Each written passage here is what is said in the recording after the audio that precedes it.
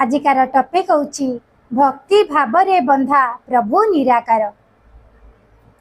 तो प्रभु निराकार जहाँ को कह जाउची सृष्टिर मालिक बा जहाँ को आमे कहूचे भगवान बोली बा परमात्मा बोली। तो आमे सबू तांकर अंश अर्थात परमात्मा हमको पठेइछंती।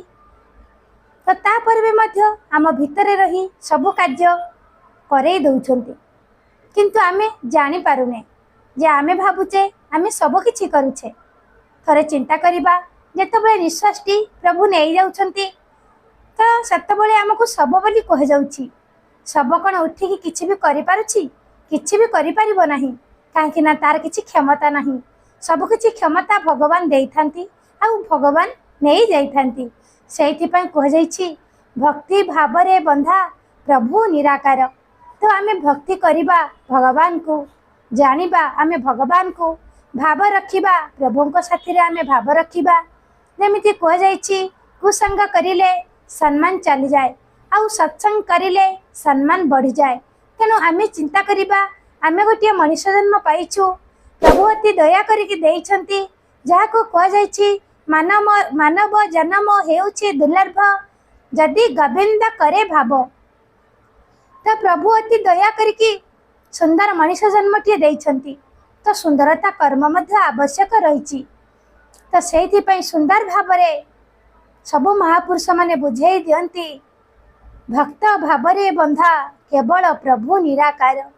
सेइथिपई कह जाइछि भाव को निकट अभाव को दूर, भावर थिले भावर थाए, भावर नथिले अभाव थाए। भाव को निकट अभाव को दूर, भावर थिले भावर थाए, भावर नथिले अभाव थाए। सब बेले आमे भावरे रहिबा, आमे सब बेले भक्ति करिबा।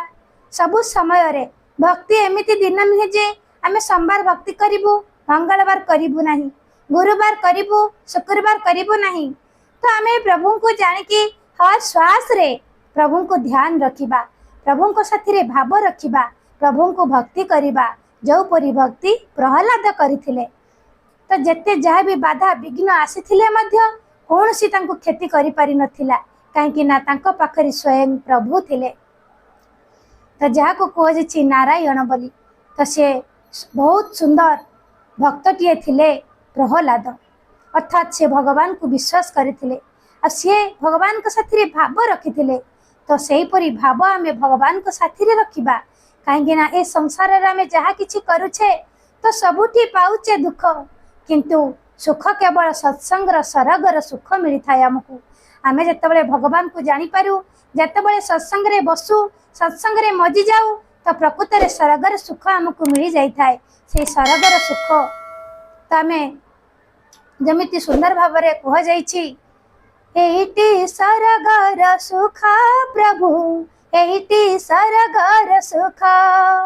केवल सत्संग रे थाए सरगर सुख। आमे यदि सत्संग रे मजी रहिबा तो आमको सब बेले स्वर्ग परि लागि थाए। आमे जोठी भी थिले आमको स्वर्ग परि लागे, काहेकि ना आमे सत्संग रे मजी रही थाउ। तेमिति प्रभु को साथी रे भाव रखिबा। सेथिपई कह जाइछि भक्ति भावरे बंधा प्रभु निराकार।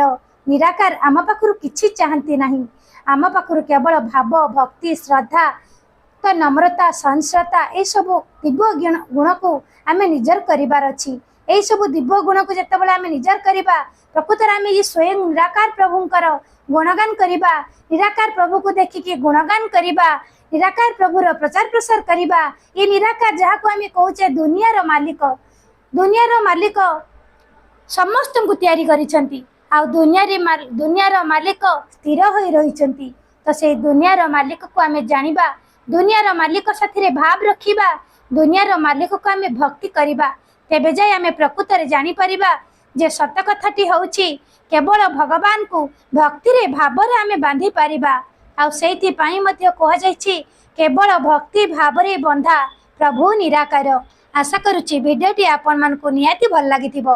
एहीपरि नुआ नुआ भिडियो देखिबा पई आपण माने लाइक करंतु, शेयर करंतु कमेंट दिंतु, सब्सक्राइब करने को जमार भूलु नहीं।